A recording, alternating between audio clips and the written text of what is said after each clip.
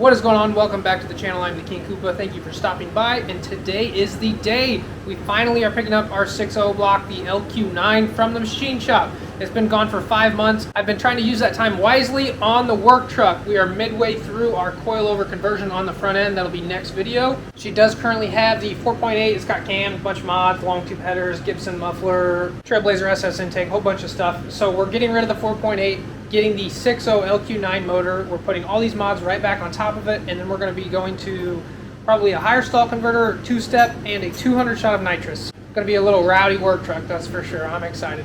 I'm going to be doing a video on the swap and a video of it on the dyno with the 6.0 motor, so I'm really curious what the difference is going to be from the 4.8 to the 6.0. We're also going to be converting to electric fans, getting rid of the mechanical fans, so that will shave a lot of rotating weight.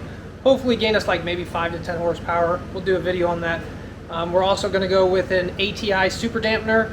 That's an underdrive pulley that mounts on the crankshaft. So it will be spinning, like the alternator and the power steering pump, 15% less, but that'll help the engine rev up faster to the higher RPMs, which is where its power band is at, because off the line this thing is a dog.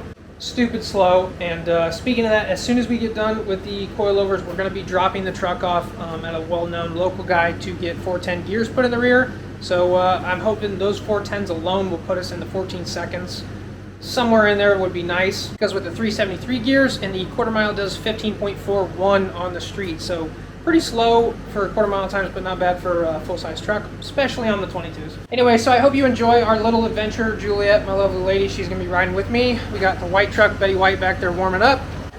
And I'm so glad that we have my dad's cherry picker to get the engine out of the back, because this thing is so tall.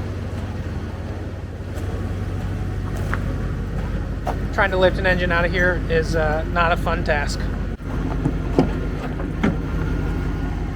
Let's go, up. Here comes the old part. Let's go up.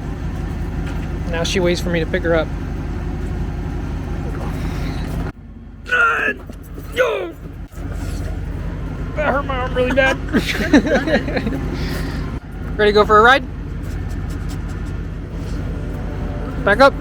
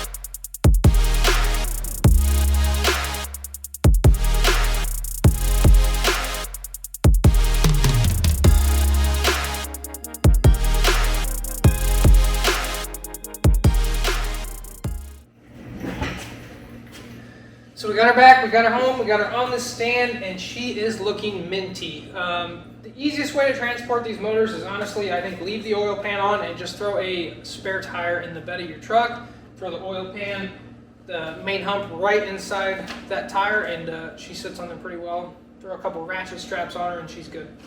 I am super happy with how she turned out. Not that great with the customer service, but let's go a quick overview of everything that's been done. So we bought this LQ9 6.0 motor out of a Cadillac Escalade. We had to drive over to Ohio to pick it up. It was around like $850. So as it sits right now, we have about $2,000 wrapped up into this engine block and rotating assembly and everything with all the machine work. So this engine basically has 0 miles on it, and it is ready for nitrous after the 300-mile break-in period. We are not going stupid crazy with the truck, so we just kept the factory rotating assembly, the crank, connecting rods, and the pistons. We had the piston rings gap for a 200 shot of nitrous, so with that, those piston rings will be able to expand and contract and won't touch each other. What happens with forced induction or nitrous, these motors have a lot more friction on the piston rings, which causes more heat. When metal gets hot, it expands. Those piston rings will actually heat up and expand, and they'll start to move over farther until they touch and they'll connect together, and there's nowhere for those piston rings to go but up. And when they go up, they'll end up chunking a top of the piston head off. So that's one of the main weak points, which is why I wanted this rebuilt, so that way the piston rings are solid. But a quick overview of this engine. We went with crankshaft main bearing set was $56, Molly piston ring set $84, rod bearing set $41, camshaft bearings $25, rear oil galley plug, which is like the barbell in the back, $16, rear main seal set $45. So they put the rear main seal on and then torqued it and everything, so the rear main seal is set. So I don't have to mess with that at all, which is pretty nice. They also did a mag pass on the engine block, which was $30. They honed all 8 cylinders, which was $75. They did a bacon blast of the engine block, so basically now it is completely rust free. That was $100.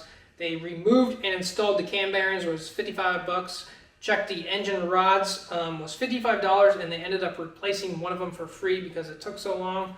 One of the connecting rods was out of round, so that was $55. They polished the crankshaft for me, all the journals, that was $50. Disassembled the short block, because this is how I dropped it off. So they disassembled the short block and cleaned all the parts, was $95. Oof. And then finally they assembled the short block for me. That is pistons, connecting rods, the crankshaft, main bearing caps. They also checked the clearances on the main bearings with the crankshaft, which is one of the reasons why I wanted to drop it off so I didn't have to do that myself. They also installed a new windage tray for me for free. That's torqued to spec, along with the brand new rear main seal. And to sum that all up, labor was $935.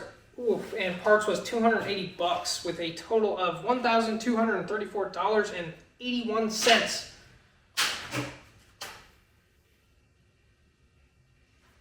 So I basically have $2,000 wrapped up into this engine block, rotating assembly, how it sits currently. Sounds like a lot of money, but it's one of those things you kind of got to pay to play. Yes, we could have done the sloppy mechanics version, balling on a budget, where we just pulled it right out of the Escalade and threw it right in the black truck and hoped that she ran, but I didn't want to put all that time and money into it just for it to be a bad motor, or, you know, not open this up and all the bearings be toast, or one of those rare occurrences where a connecting rod is bad or the crankshaft is snapped or something crazy like that. This is not the race truck, it's just a fun toy. I call it the work truck, so I wanted to make sure this was all good and set, so that way I would be able to daily drive it reliably for like the next 2 to 3 years while we work on the project Corvette. If you want to know what the future of the channel is for the next couple weeks, we're going to have to decide if we want to run racing seats in the work truck, which I think we're going to, so we're going to have to find those, buy those, install them, then we're going to finish painting the cage, finish putting the interior back in, we're going to finish up the headliner, and hopefully I can finish the coilover conversion in the next few days. After that, we're going to get the 410 gears swapped into the rear end. We're going to pull the old engine, swap all the parts over to our 6.0 block, and then we're going to install that into the truck, get it tuned, and then I think we're going to swap in an all-wheel drive transfer case out of an SS truck. Same with the differential, so it'll have 410 in the front and rear, running all-wheel drive.